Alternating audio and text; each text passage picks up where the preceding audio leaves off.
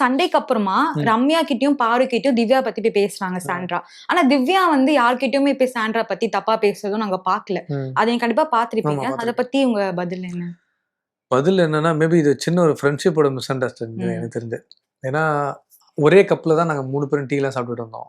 அவங்க வராம நம்ம சாப்பிட மாட்டோம், நான் வராம அவங்க சாப்பிட மாட்டோம் அப்படி இருந்தோம். அது ஒரு டாஸ்க்குள்ள வரும்போது நல்ல நண்பர்கள் எதிரி ஆவாங்க. அது ஒரு விஷயமா நடக்குது ஆக்சுவலி. இவங்களுக்குள்ள ஒரு சின்ன ஒரு இதுதான். அது உட்கார்ந்து பேசினா தீர்ந்துரும். ஓகே.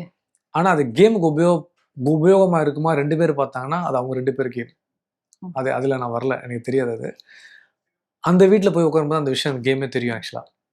ஆனால் உட்காந்து பேசினா ஈஸியாக எனக்கு தெரிஞ்சு சால்வ் ஆகும். கண்டிப்பாக உட்காந்து பேசினா முடிச்சிடலாம். உட்காந்து பேசி முடிச்சுட்டா இவங்க 2 பேரும் டீம் ஆயிடுவாங்க. அப்போ ஆப்போசிட் டீம் என்ன சொல்லுவாங்க, டீம் ஆயிட்டாங்கடா. ஸோ இங்கே என்ன நகர்த்தினாலும் இண்டிவிஜுவலாக நீங்கள் ரொம்ப தூரம் ட்ராவல் பண்ணி தான் நீங்கள் கேம் பண்ண முடியும் ஆக்சுவலாக. இன்னொரு விஷயம் என்ன, நான் எவிக்ட் ஆகி வந்த கேப்பில் நீங்கள் பார்த்துருப்பீங்க, திவ்யா போய் கபோர்டில் இந்த ட்ரெஸ்ஸை எடுக்க சொன்னாங்க.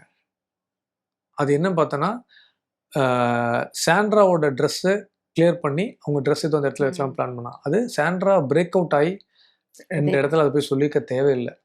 சரி, அதுவே அவங்க சொல்லியிருந்தா கூட அதை எடுத்து சாண்ட்ரா எடுத்து கட்டில் மேலே போட்டாங்க. கட்டில் மேலே போட்ட ட்ரெஸ்ஸை நான் மடக்கி வைக்கிறேன்னு திருப்பி எதுக்கு அவங்க சொல்லணும்? ஒரு விஷயம் பாயிண்ட். ஓகே, அது வாண்டடாக பண்ணியிருக்க மாட்டாங்க. மேபி அது புஷ் ஆன் ஆயிடுச்சு. அது இவங்களுக்கு ட்ரிகர் ஆயிடுச்சு. இதுலேருந்து பிரச்சனை பெருசாகிடுச்சு. ஸோ இதுதான் நடந்துச்சு. மேபி அது போகிற போக்கில் அது சால்வ் ஆகலாம், ஆகாமையும் இருக்கலாம். பெரிய ரிவெஞ்சாக மாறலாம். 2 பேரும் கேம் ஆடட்டும். சூப்பர்.